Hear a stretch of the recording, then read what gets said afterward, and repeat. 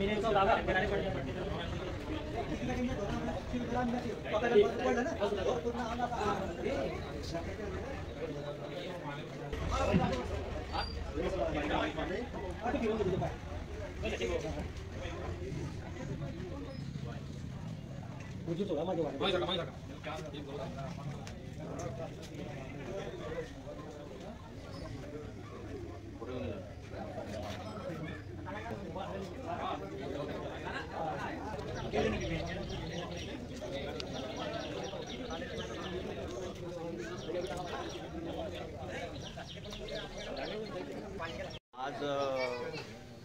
या हिंस्र प्राण्यांनी इकडे गावाकडे बारीमंगल कार्याच्या मागे आमच्या मित्राचे इथे शेळ्या होत्या, गाईचं पिल्लू होतं.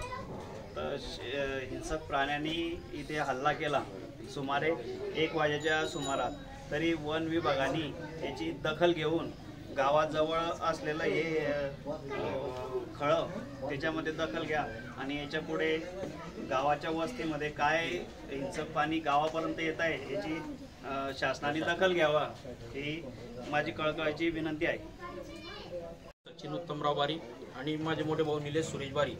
आमचं गट नंबर 641 मध्ये क्षेत्र आहे. तिथे आमचे गुरंढोरं आहेत, 17 ते 18 गुरंढोरं आहे, 7-8 बकऱ्या आहेत, 2-3 बोकड आहेत आणि लहान वासरं आहेत. अज्ञात हिंस्र प्राण्याकडून रात्री सुमारास 1 नंतर असं प्रत्यक्षदर्शी तरी कोणी पाहिलं नाही, पण आमच्या म्हणण्यानुसार 1 नंतरच हल्ला झालेला आहे. त्यात आमचे 6 ते 7 बकऱ्या, 2 बोकड आणि 1 वासरी ही मृत पावलेली आहे.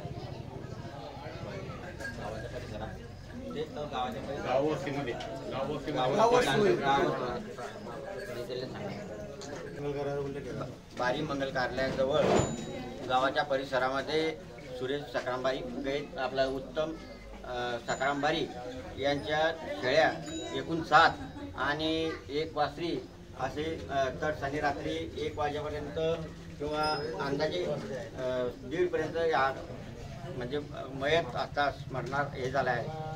तरी आपण याची निगा करून गावाच्या परिसरामध्ये काहीतरी आहे त्या संदर्भात आपण चौकशी करावी आणि तर त्याचा शोध घ्यावा.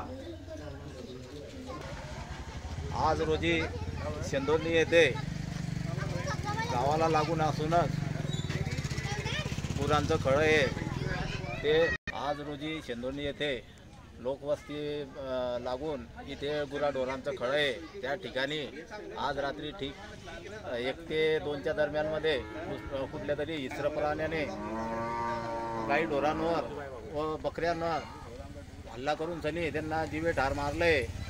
तरी वन विभागाने लोकवस्तीच्या हिशोबाने त्याची दखल घ्यावी व कुठेतरी म्हणजे त्याचा बंदोबस्त करावा, जेणेकरून लोकांमध्ये जे घबराट निर्माण झाली आहे त्याचा लवकरात लवकर म्हणजे शोध घेऊन सनी लोकांना समज थोडंसं हे होईल, समाधान होईल थोडंसं की कुठल्या प्राणी म्हणून.